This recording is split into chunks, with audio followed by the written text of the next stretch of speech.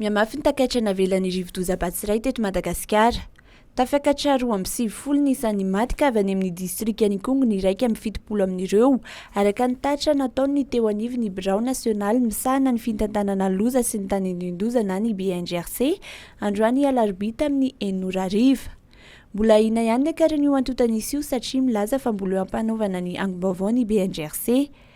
Efa mahery ny 70 anefa ny maty any Kongo, raha ny voalaza ny Brunel Razafintsandraofa, solombavam-bahoaka voafity tany amin'io distrika io omaly talata. Tsy maintsy fantarina aloha ny mombamomba n'ilay olona lazaina fa maty, izay vao afaka manambara ny nahafatesany kosa ny eo anivon'ny BNGRC araka ny fanamarian'ny tompon'andraikitra. Tsy maintsy fantarina ny antony nahafaty azy, ny anarany, ny taonany, ny fokontany nisy azy, ary tsy maintsy hamariny ny manampahefanany an-toerana izany rehetra izany, izay vao afaka milaza amin'ny fomba ofisialy ny maty ho hatrany ny fanazavany. Raha nitatitry ny BNGRC ny hariva teo dia olona miisa 724 sy 9 tamin'ireo trabona 540 amin'ny 102 sy 2 sy 1 no nafindra toerana amin'izao fotoana izao.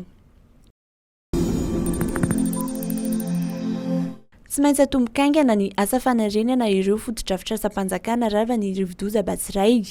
Tsy maintsy midina any amin'ireo toerana ny arambona avokoa ny minisitra mpikambana ao amin'ny governemanta manomboka ny zoma izao, araka ny fanapahan-kevitra nambarany filoham-pirenena Andry Rajoelina nandritra ny fandalovany tany Ambalavao androany alarobia.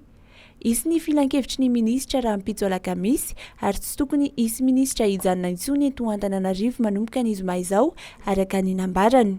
Tsy maintsy afainganina ny asa fanarenana ary hiara isalahy amin'ny minisitra anatanteraka ny asa ny governora sy ny bentanàna ary ny solombavam-bahoaka hoy izy. Isy ny lamina zapetraka ka avoaka malaky ihany koa ny teti-bola mba hanafainganana ny asa. Maro ireo fotodrafitrasa simba toy ny lalana sy ny tetezana taorian'ny fandalovan'ny Batsiray. Araka ny tatra nataony teo anivon'ny birao nasionaly misahana ny fitantanana ny loza sy ny tany indondoza dia hatrany fianarana miisa 520 sy 700 no nahitana fahasimbana ary 390 sy 1000 kosa ny potika tanteraka. Mahatratra 350 ireo toeram-pitsaboana fototra CSB sy hopitaly nahitana fahasimbana raha toa ka 3 kosa ny potika tanteraka ho hatrany ny tatitra. Miamiverina amin'ny laony ny fifamoivoizana amin'ny lalam-pirenena fafito.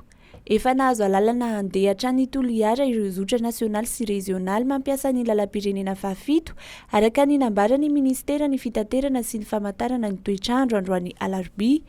Hatreo Ambalavao ihany moa no afaka nizoran'ny fiara fitaterana farany omaly talata. Efa totosan'ny marana teo ny fanamboarana ny tetezana vonjimaika Paomabe ao Iartsena izay mampitohy any Ambalavao sy Iosy, koa efa afa manohy hatrany Toliara araka izany ny fiara fitaterana. Miantso ireo mpamily rehetra mba ho maila hatrany ny ministera ny fitaterana. Tonga teny an-toerana nijery sy nanara-maso ny asa fanamboarana io tetezana vonjimaika io ny filohan'ny Repoblika androany alarobia.